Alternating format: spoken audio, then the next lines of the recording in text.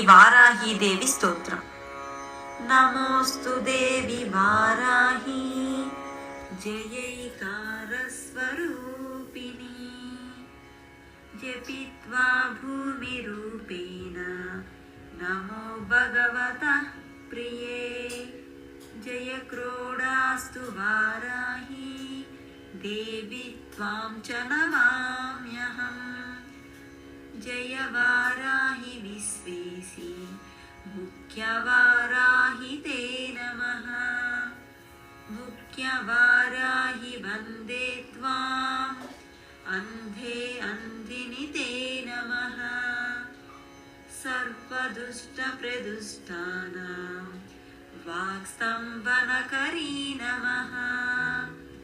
नमस्तम्भिनि स्तम्भे त्वाम्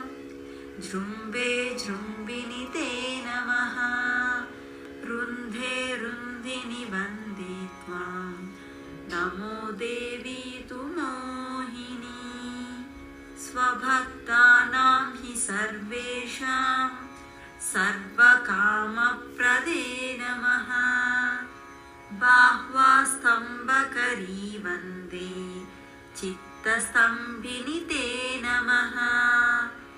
चक्षुस्तम्भिनि त्वां मुख्या स्तम्भिनि ते नमो नमः जगत्स्तम्भिनि वन्दे त्वां जिह्वास्तम्भनकारिणी स्तम्भनं कुरु शत्रूणां कुरु मे शत्रुनाशनं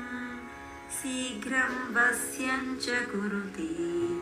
योग्ने वाचात्मके नमः तचतुष्टयरूपे त्वां शरणं सर्वदा भजे होमात्मके फट्रूपेण जयाध्यानके शिवे देहि मे सकलान् कामान् वाराही जगदीश्वरी नमस्तुभ्यं नमस्तुभ्यं नमस्तुभ्यं नमो नमः इदमाध्याननास्तोत्रं सर्वपापविनाशनं पठेद्यः सर्वदा भक्त्या पातकैर्मुच्यते तदा लभन्ते शत्रुवो नाशं दुःखरोगापमृत्यवः महदायुष्यमाप्नोति अलक्ष्मीर्नाशमाप्नुयात् न भयं विद्यते क्वापि सर्वदा विजयो भवेत् अभीष्टार्थान् लभेत् सर्वान् शरीरी नात्र संवयः इति श्री वाराही देवी स्तोत्रं